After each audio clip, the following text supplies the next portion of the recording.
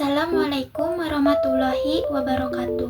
Perkenalkan, nama saya Naila Anissa Salsabila dengan nomor induk mahasiswa 2301105211008, Prodi Pendidikan Guru Sekolah Dasar kelas 2D. Hai anak-anak, pada hari ini kita akan mempelajari tentang pola hidup yang menyebabkan terjadinya permasalahan di lingkungan. Yang pertama, pengertian lingkungan.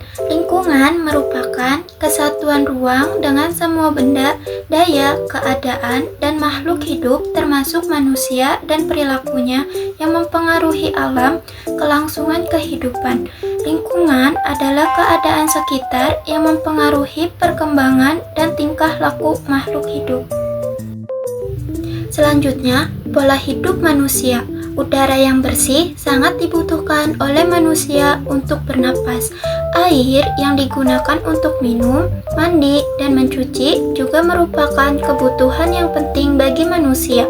Tumbuhan termasuk padi merupakan salah satu sumber makanan utama yang dibutuhkan oleh manusia. Hutan memiliki peran penting dalam menyediakan kayu untuk konstruksi seperti pembangunan rumah. Namun, jika kayu terus diambil dari hutan tanpa melakukan penanaman kembali, dampaknya akan membuat hutan menjadi gundul. Kebiasaan manusia dalam memenuhi kebutuhan hidupnya akan membentuk pola hidup. Pola hidup kadang membawa dampak yang menimbulkan permasalahan bagi lingkungan. Contoh, pembangunan rumah kaca merupakan contoh pola hidup yang dapat menyebabkan permasalahan lingkungan. Demikian pula dengan penggunaan kantung plastik, penebangan hutan, pembuangan sampah tidak pada tempatnya. Teknologi industri dan pembukaan pabrik juga merupakan pola hidup yang dapat menyebabkan permasalahan lingkungan. Selanjutnya, permasalahan lingkungan serta dampaknya. Permasalahan lingkungan yang terjadi akibat kegiatan manusia, misalnya polusi udara. Sumber polusi udara bisa disebabkan karena pembakaran bahan bakar fosil, industri, kendaraan bermotor, dan lain sebagainya. Dampak terhadap lingkungan, terjadinya pemanasan global, penipisan lapisan ozon.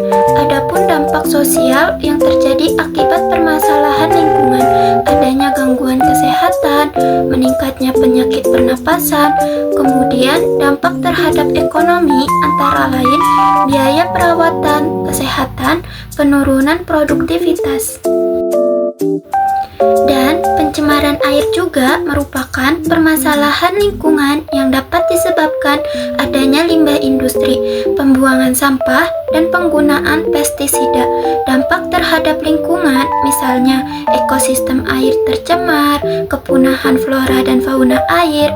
Adapun dampak sosial yang terjadi adanya penyakit yang disebabkan pencemaran air, kulit menjadi gatal-gatal, ketersediaan air bersih terbatas. Kemudian dampak ekonomi, misalnya biaya pengobatan penyakit, biaya pengolahan air minum akan sangat berpengaruh pada ekonomi masyarakat.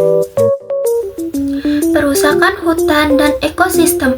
Kedua hal ini juga merupakan permasalahan lingkungan yang mempunyai dampak terhadap lingkungan, sosial, dan ekonomi. Pola hidup manusia menuntut kegiatan manusia sangat beresiko menyebabkan perubahan dan permasalahan lingkungan. Kebutuhan akan kayu sebagai bahan bangunan menyebabkan adanya deforestasi dan penebangan liar. Akibatnya, banyak hewan yang kehilangan habitatnya. Erosi tanah terjadi di mana-mana, banjir dan tanah longsor. Dampaknya terhadap sosial mengancam kehidupan suku-suku asli, konflik lahan, dampak berkurangnya sumber daya alam mengakibatkan penurunan pendapatan masyarakat. Selanjutnya, upaya untuk melestarikan lingkungan. Anak-anak, ada yang tahu tidak bagaimana caranya kita melestarikan lingkungan? Yang pertama, membuang sampah pada tempatnya. Jika membuang sampah sembarangan, maka akan terjadi banyak masalah lingkungan. Sampah yang tidak pada tempatnya bisa menjadi sarang bagi hewan, penyebab penyakit, dan bisa menyumbat saluran air sehingga menyebabkan banjir.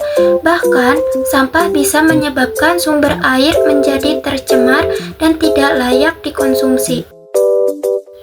Selanjutnya, mengurangi penggunaan plastik. Mengurangi penggunaan plastik adalah langkah penting untuk menjaga lingkungan. Beberapa cara yang bisa dilakukan antara lain, yang pertama, bawa tas belanja sendiri. Gunakan tas belanja kain atau tas serbaguna untuk mengurangi penggunaan kantong plastik saat berbelanja. Yang kedua, pilih produk dengan kemasan ramah lingkungan. Hindari produk yang dikemas secara berlebihan dengan plastik.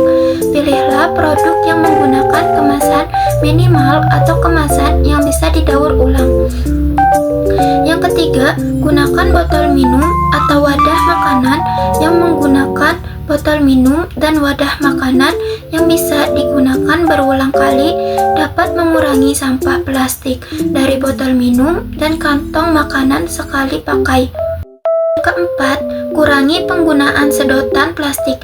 Hindari menggunakan sedotan plastik dengan menggantinya dengan sedotan stainless atau bahan lain yang bisa digunakan berulang kali. Yang kelima, daur ulang plastik. Pastikan untuk mendaur ulang plastik yang bisa didaur ulang agar tidak masuk ke lingkungan. Selanjutnya, melakukan reboisasi.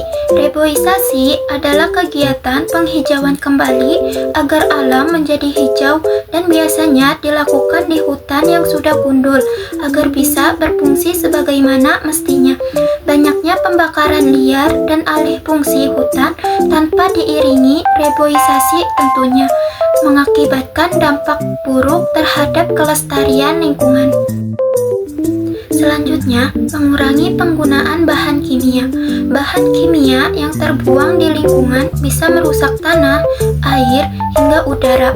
Bahkan, bahan kimia yang tidak diolah dengan baik bisa menjadi racun bagi makhluk hidup, dari tumbuhan, hewan, hingga manusia.